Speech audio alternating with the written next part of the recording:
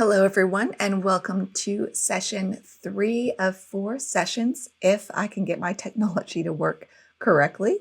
And in today's session, we're going to get so much done. We're going to put more details in the face. We're going to do a lot on the background. We're going to get to the point where I abandon this painting for a day, and then we will wake up refreshed the next day, and we will push through and get to the other side and get this almost done, where we will only have about 45 minutes left to balance the painting out and put in the finishing details in the last session. So let's go ahead and get started.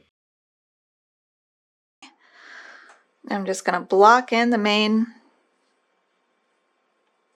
thing with main darks with red and blue. Mix. Blot my heel of my brush. Want this pretty dark.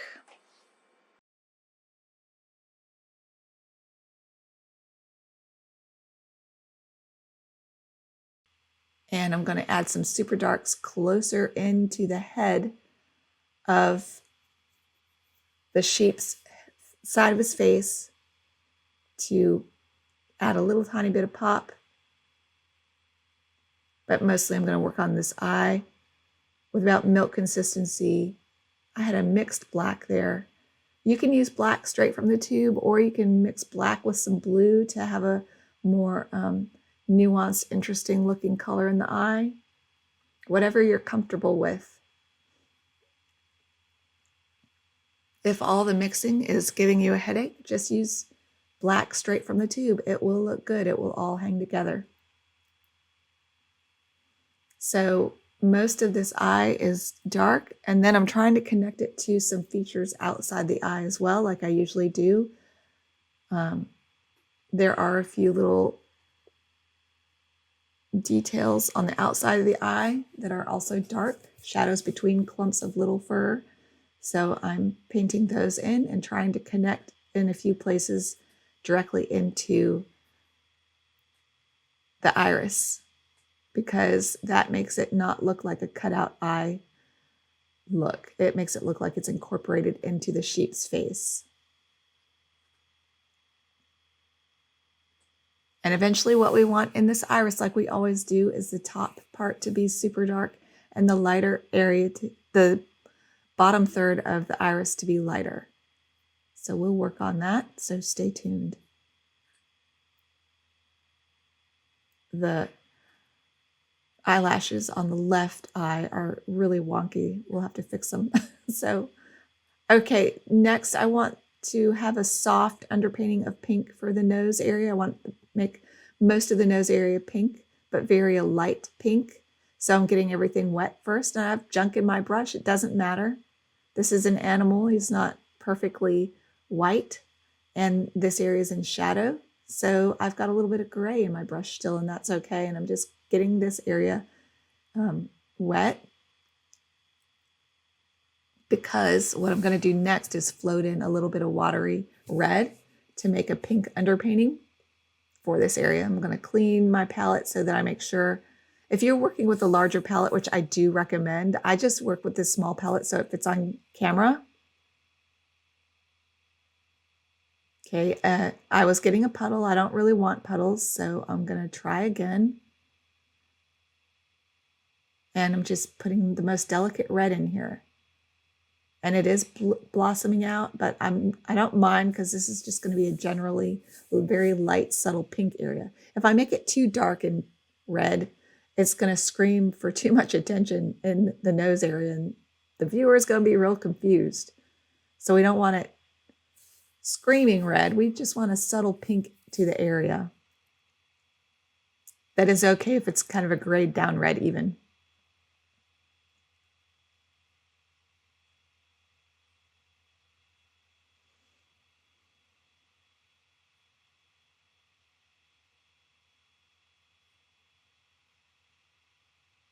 All right, I'm going to try one of these larger Temu brushes. You'll notice I didn't really put them in my public video because I didn't like them. I love calligraphy, Chinese calligraphy brushes, but these were kind of falling apart on me. but looks like I'm mixing a very dirty green with it. If you want a nice calligraphy bamboo brush, Dick Blick sells one by Winsor & Newton, a set by Winsor & Newton. I do have links on my supplylist.com. And here I don't want puddles, so I'm blotting, I'm shaking the excess water out of this brush. It holds a lot of water. And this is like a dirty green. And this is what I'm going to start the background with. And we're going to paint around, a lot of the sheep's wool. But look at your reference and look at what you see, not what you think you see. You see round circles like this, which are in the middle of the curls of the sheep's fur. So we're going to paint around the fur. We're not going to paint the fur itself or the wool itself. We're going to paint the curls, the shadows inside and around the curls.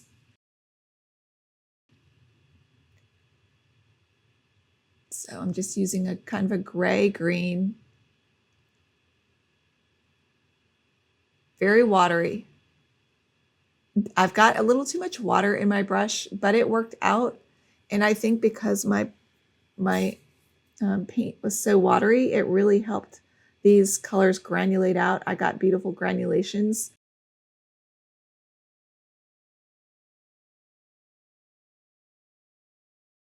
Okay, I'm adding some blue because I want this background to be dynamic but quiet at the same time. So the wetter you paint and let colors just melt into each other, the softer and dreamier it will be. So I'm just changing the color in my brush every brush stroke or so. So it's not a flat gray or a flat green in the background, it's several colors. And if you get too much puddles like this, I squeezed out my brush off camera there and I'm sucking it back up. You don't want too puddly a paint. You want glistening. Glistening is the goal. And I'm painting around that ear. Look how I left a highlight of dry white paper around the edge of the ear to really pop that ear. All right, now getting some more dirty green with yellow and blue, getting a little purple mixed in. And these colors are the same colors I used to paint the rest of the sheep. So this painting ended up really hanging together nicely because I only used 3 tubes of paint to mix all my colors. So whatever colors you choose, just make sure they work well together and they get repeated throughout the painting because that will help your painting not to be visually overwhelming. You want a lot of quiet space in your painting. Not everywhere needs to be color pop. So we're putting in some purple gray now. All right, there. My brushstroke has a little more red in it. And I'm trying to kind of fur out this edge. Look how varied I made the edge along the top of the head too. I did not want it all a flat curl gate. You guys who have been with me for a while know I have talked about in past tutorials tree gate, fence gate. We've talked about whisker gate.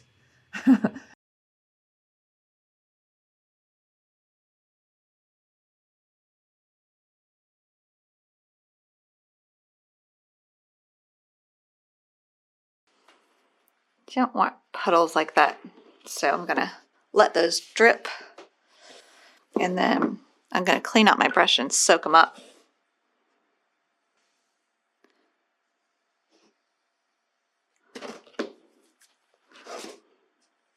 Don't want any drips. Okay. And then I'm going to make it a little darker over here. Darker blue. So I'm just adding blue to my gray, making it a little thicker to show off how his back end is really glowing in the light.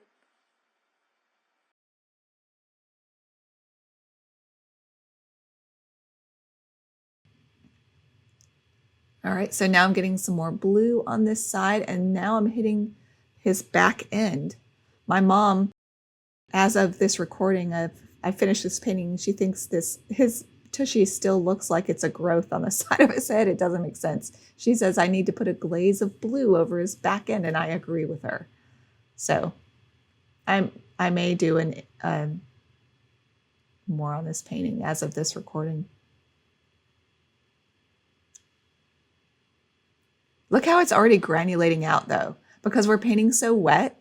Look how pretty that this blue, this Temu brand Mary's Masters level paint. It's like this ultramarine is just as pretty as my Winsor Newton ultramarine that I love. All right, in a minute, I think I'm going to put some salt, but my salt effects didn't work, and salt effects works better on some papers and with some paints than others.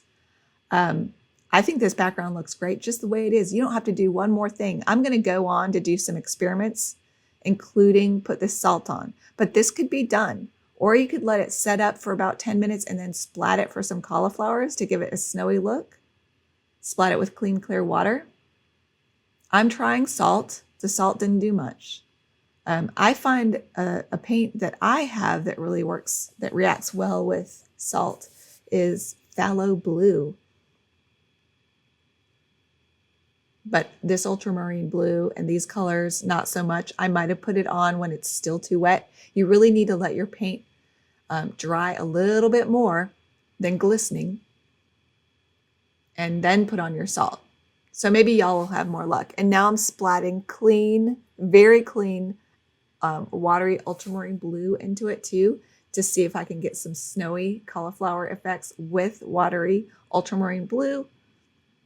And I'm letting it splat across the sheep, insinuating snow.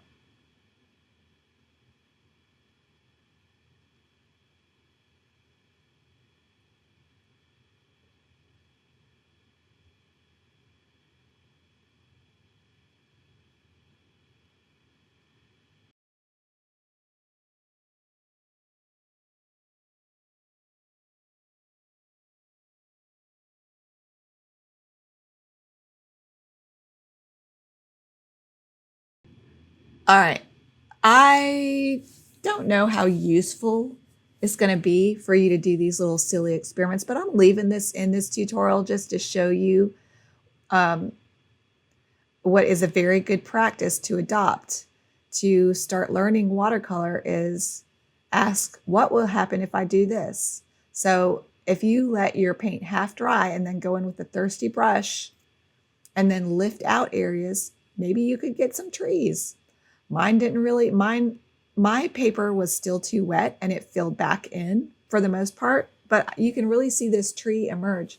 And if my paper was a little bit drier, this tree would have lifted out and stayed lifted out a lot better and cauliflowered out really neat. So there is potential to this technique, but this painting taught me that I did it too early. I was working on too wet a paper and I needed to let it dry some more. So now I've learned something because I'm doing these experiments of trying to put in little cauliflower trees, lifted out trees in the background that are delicate. And you can still see them in my painting, but they're just really subtle, which I think is nice anyway, because you don't want an eye-popping, bold, hard-edged, strong background. It would draw attention away from the sheep. So here I'm just playing with cauliflower, seeing if I can make cauliflower trees by dripping in clean, clear water in half-dry paper. And some of them kind of worked and some of them kind of didn't. And you can babysit them and go back. If you see them filling in, you can let things dry and then try lifting again later, like give it 5 minutes. Depending on your climate, you might need to wait longer or a shorter time.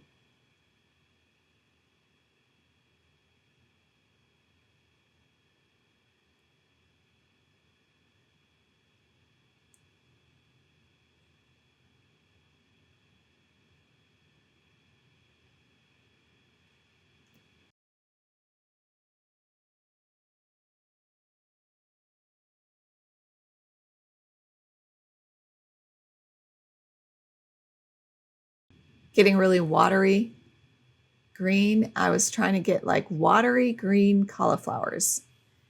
And see how this tree over here is kind of filled back in. If I did this experiment on cold press paper, it would be totally different. Just a reminder for my beginners to explain a basic thing about watercolor. And that is, it's really important to understand the different things that can be achieved at different stages of paper dryness levels. Right now, we're going into the buckling stage. It's half dry. I have whole videos about buckling versus glistening versus dry. Reach out to me if you want to understand this more. And most watercolor artists avoid cauliflowers. They look at them as mistakes. Cauliflowers happen when you go into half-dry paper, like what I am right here, with drippy paint, which is what this paint is. It's kind of drippy. It's wetter than what the paper is. And it creates cauliflowers. The mark that it leaves, it pushes the paint out, creating a cauliflower look.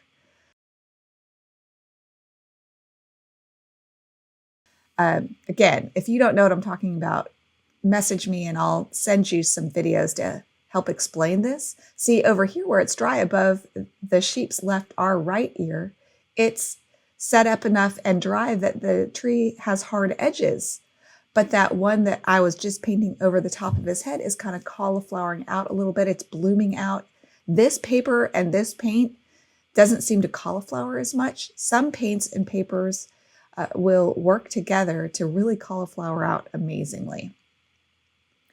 So just be aware of that. If you don't like cauliflowers, you don't want to paint during the buckling half-dry stage because you are at risk of getting cauliflowers unless you use really thick, creamy paint. And then you can get the most beautiful, soft, dreamy passages working on damp paper with really a lot thicker paint, not drippy paint. What we call cream consistency paint or butter consistency, which is straight from the tube. All right, I'm getting my pure blue, my pure red. I was having to pick hairs out of my palette because these brushes, these Temu brushes, shed like crazy. I'm adding some black to my purple, and this is looking pretty thick. Not too much water added to it. So that's what I mean by cream consistency. Less water added to the paint to make it drier, which means it will dry darker. And it will also hold its shape better on a damp paper, and it will be really, really stark, like the nostrils here, hard edges and very dark. And you want a few dark elements in your painting to make it pop and to give it depth and dimension.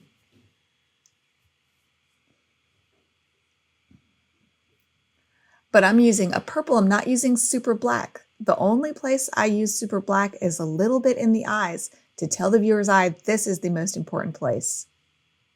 So I'm just defining some of the main components of the sheep's facial features, the lips, that little line that goes down the middle of his nose, using the tip of my brush for that.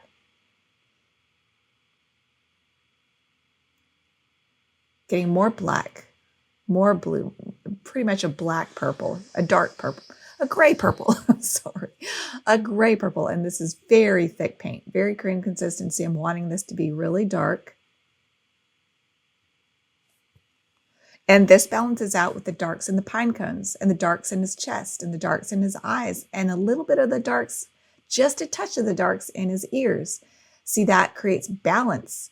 And that's what I'm talking about, what we'll do a lot more later. You, as the painting unfolds and you go into the ugly stage, the reason why you get in an ugly stage is because the values are unbalanced in relation to each other often, and you've got to rebalance them in relation to each other. You might have an all medium painting. A lot of beginners will have an all medium painting. They don't have any lights and they don't have any darks, and it needs to be balanced out.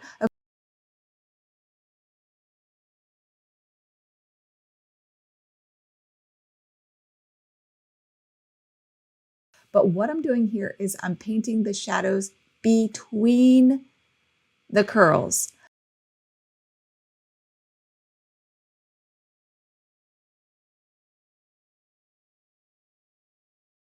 I'm looking at my reference and looking at the shapes of the shadows, not of the round white curls, but of the shapes between the curls. And they make round they kind of snake around the round elements, the round curls.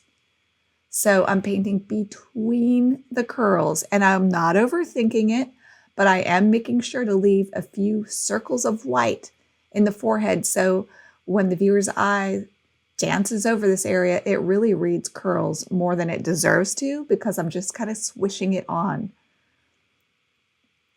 But I'm making some curl shapes, and then you just look closely at your reference and do what your reference tells you. Here at the top of the forehead, there's not curls, there's these straight furs, and I'm painting in the direction of the furs, about the length of the fur that go down the middle of his forehead, underneath the curls, between the eyes, with very tea consistency paint on dry paper. And the sheep is white, so he's got a lot of delicate areas that are slightly shaded. And I'm using gray purple for my mix, but the color is not as important, not nearly as important as getting your values right, getting them light, getting enough water mixed into your paint so it's very delicate. And I'm painting around the eye. There's a white highlight around the top of the eye. I'm painting around that to define the eye socket. I'm painting the shadows around the white.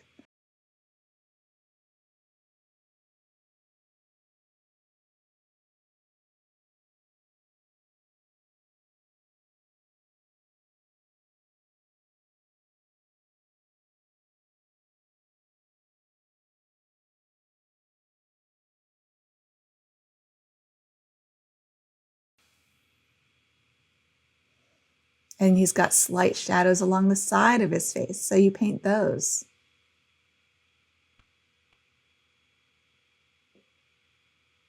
So it's almost like you're finding the sheep in the paper by painting around the sheep.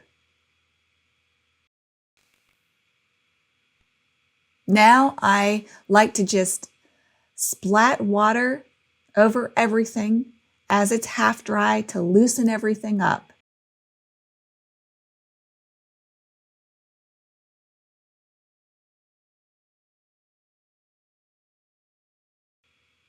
All right, the chest was really bothering me, and this is what I mean by balance in the painting.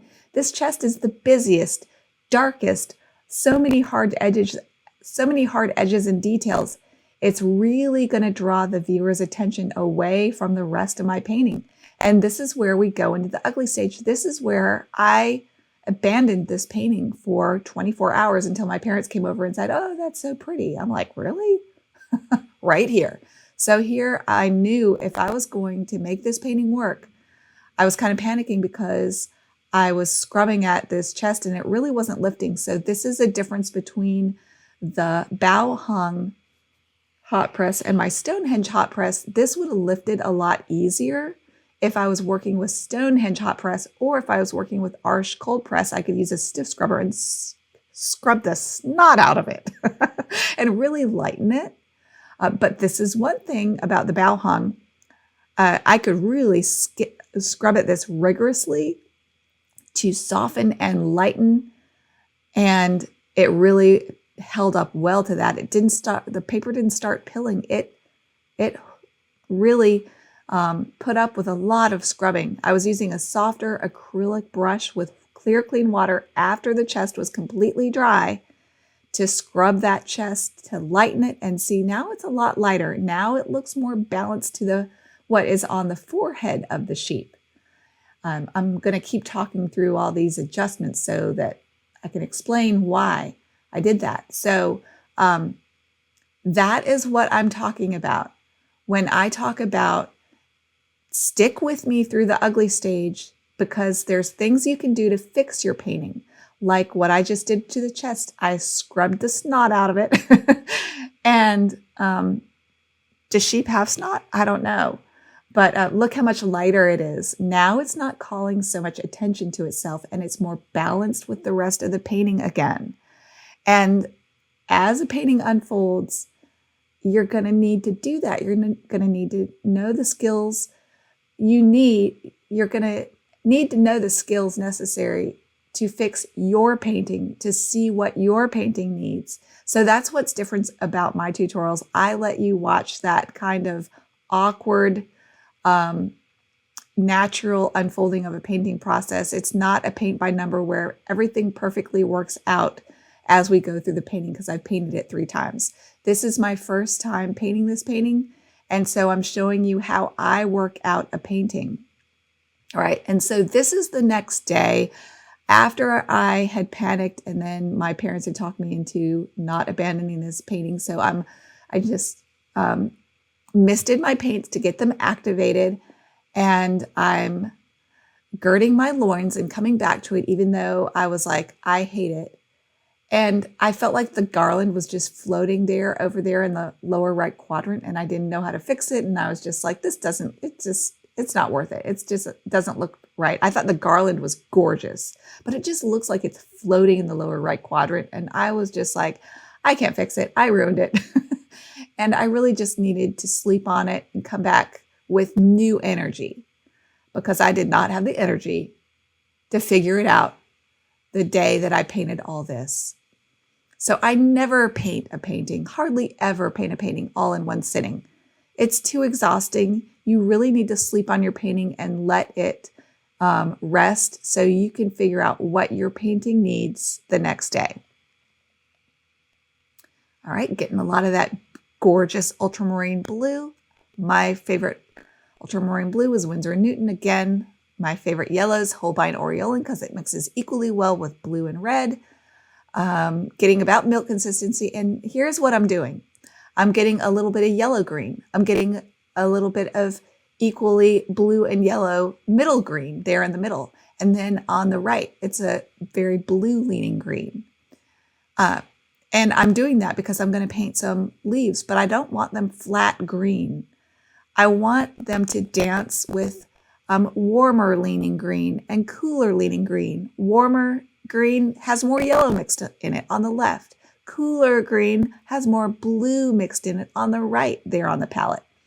And when you paint any element, whether it's fur or leaves or trees or eyes, if you have warmer leaning and cooler leaning color, this is where color is important. It's not getting the exact color, but it's getting warmer versus cooler versions of a color in any area you want to really dance with light and life. It will bring your colors alive. And this is something I'm learning brand new to me as well. And I've been painting 24 years, and this is new knowledge that I'm just learning in the last month or so, to have warms and cools dancing next to each other in the same leaf even. And that's why I put warm greens and cool greens in the same leaf. And that's why I mix those 3 different puddles of greens to help me remind myself to not use just one flat green, but to use a few different colors of green. And again, here's where it shows that I'm not a leaf painter. My leaf is really puddly. Slow down. I was still a little in the panic mode where I didn't know if I was going to be able to pull this off. And blot the heel of your brush so when you touch your brush to the paper, it's not a pool of paint like what you see here, because then it's hard to control. So my leaves are a little puddly. And there I'm getting a berry. I'm just trying to make this go around his neck a little bit better. So I'm having this berry peek out from the edge of his white fluff there. So I'm trying to paint half a berry as if half of it is behind his fluff to make it look as much as I can like it's going around his neck. All right, getting some of that yellow green. And remember, if these leaves are too hard for you and it's too much to paint around the veins, you could just put the veins in later with white gel pen. If you mess up and you don't get these white veins I'm painting around, don't worry about it. You can just use white gel pen, white gouache, white watercolor paint, white ink. After everything's perfectly dry, you can paint in a few veins. You don't want to overdo it. You want to make it look organic.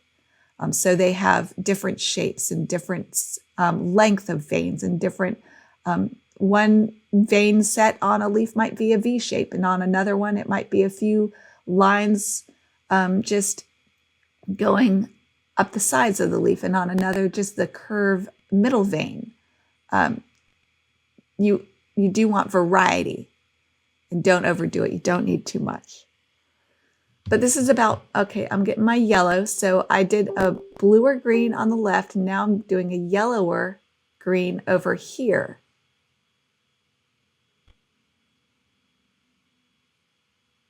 And I blot my brush and soak up the puddle that I created.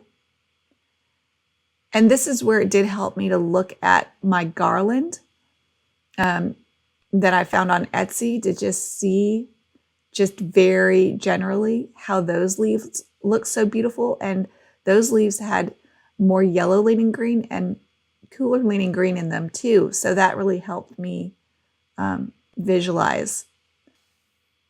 Then I'm putting my little dot of red.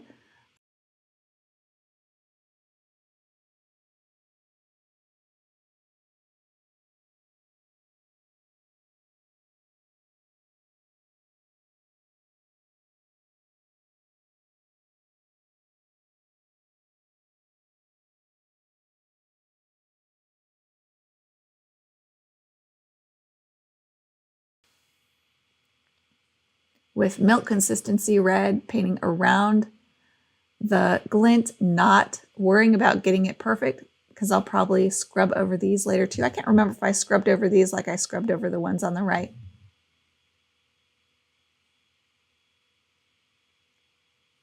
That's the beauty of this dreamy style. If your cherries aren't perfect, you can let them dry and set up and then scrub over them a bit to soften them, and it won't matter that you're not painting them as perfect little circles. In fact, they'll look more organic and natural if they're not so perfect. If they're a little bit what the Japanese call wabi-sabi, embracing the beauty of mistakes. I really like that.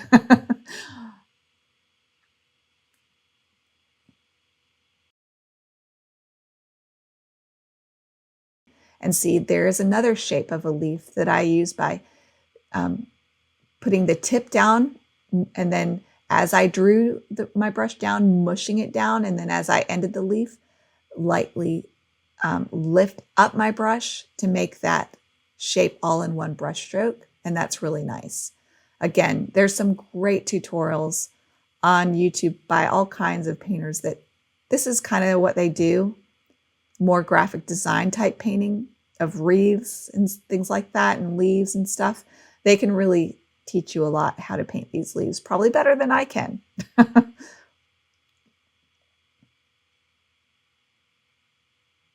They probably couldn't teach you how to balance a painting out to make a fine art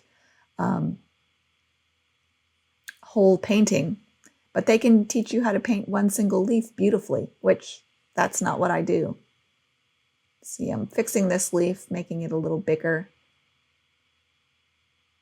So if you have leaves that you want to change later, you can go in and definitely add more leaf to them and make them bigger if you think, and it will help your design if you have some small leaves and some big leaves.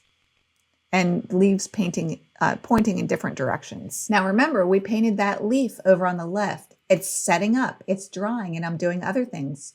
But once it's set up a little bit, I'm going to blot it. In the meantime, just painting another little berry here. Trying to make it look like it's half behind the sheep's neck. I might have been getting too persnickety. Okay, see what I did there? I blotted that leaf lightly. It was all a flat green, dark. It was just really flat looking.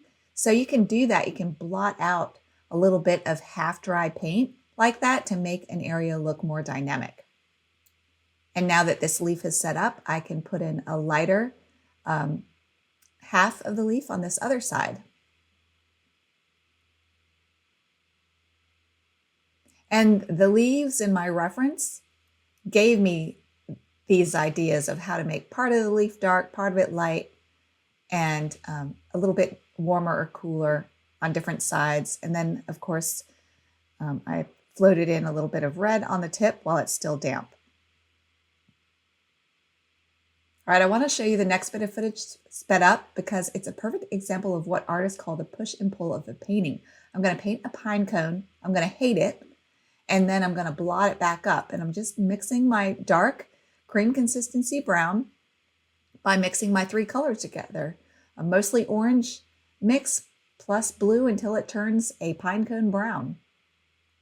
And I'm going to paint this pine cone in here. I'm going to hate it. And while it's still wet, you can just take a tissue and blot it back up. If you want to completely erase it, you can flood the area with clean, clear water and then blot up for an even better erase.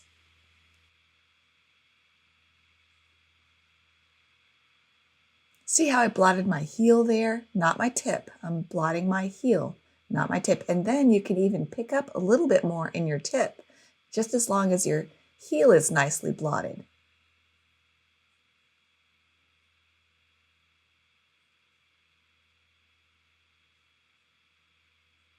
That gave me a lot better control for painting a small little berry. Just the tip of my brush.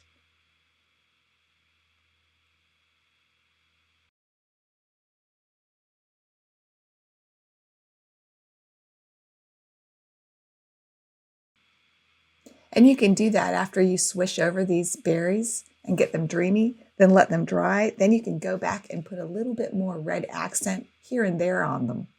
And that'll help pop them back out after you scrub at them to dreamify them like we did. Next, I'll use a wet scrubber. Mine is an old stiff oil painting brush.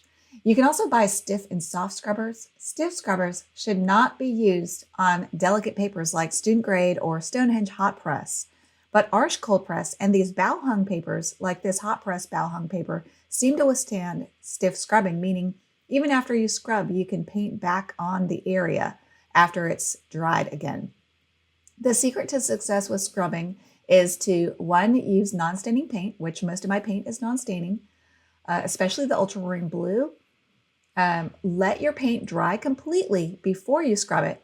Then get your scrubber wet with clean, clear water and scrub to soften. You can also use a scrubber to blend or to lift. Let's take a look. The first thing I'm doing though is this is an oil painting brush. It's really stiff, and you can also use a stiff scrubber, and everything's perfectly dry.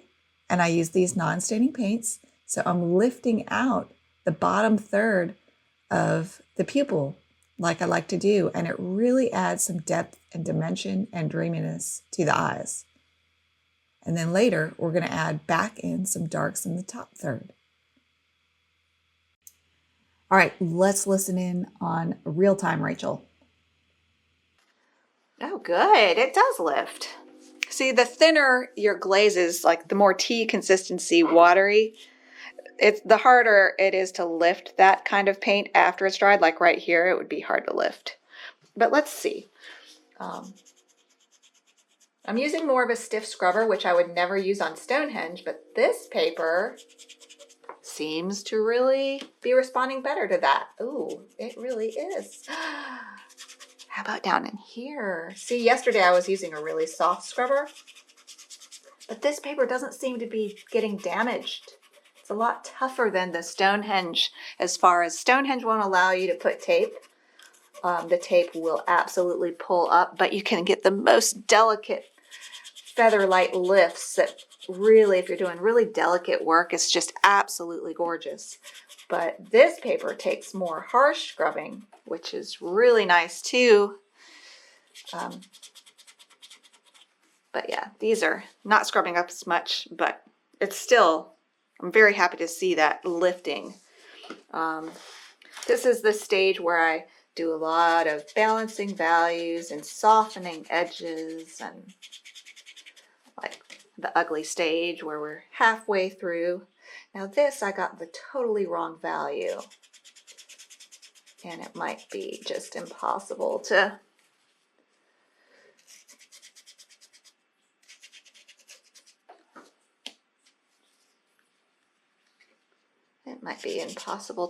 get it back to where I want it, but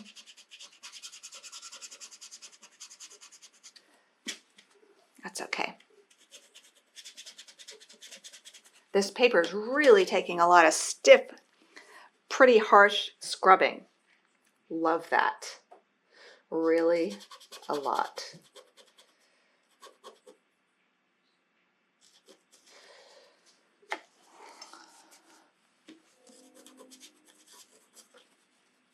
Very nice.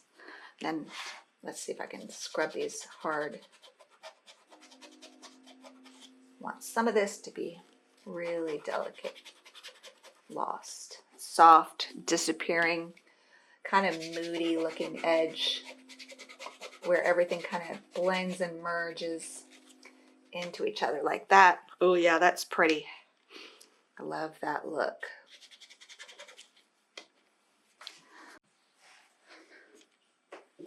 That makes it more moody and dreamy. When you find places that you can lose some edges like this, and really make some soft passages, really dreamifies it up. Oh, that looks good. And then I love these hard edges because I like the shapes that I got, but you can find little places to soften edges. Like in here is a good example of where we can have a softer edge.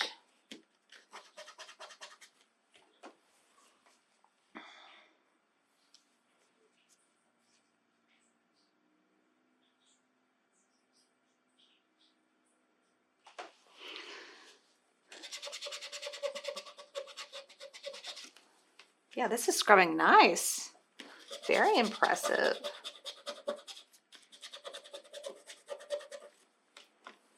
Very nice, very nice. And really look how that dreamified the eye, or the ears.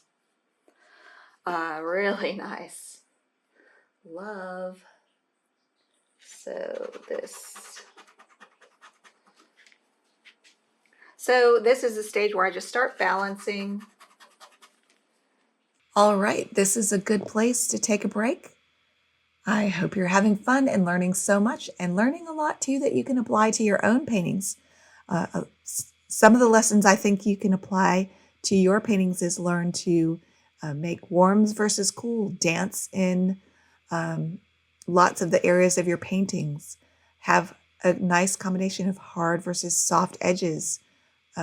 Darks come forward and soft, blurry, lighter areas recede. So also we went over a lot of water control techniques, like blotting the heel of your brush and not the tip. These are all things that no matter what you're painting will help you paint no matter what you want. Also, picking a good reference. That's one of my favorites.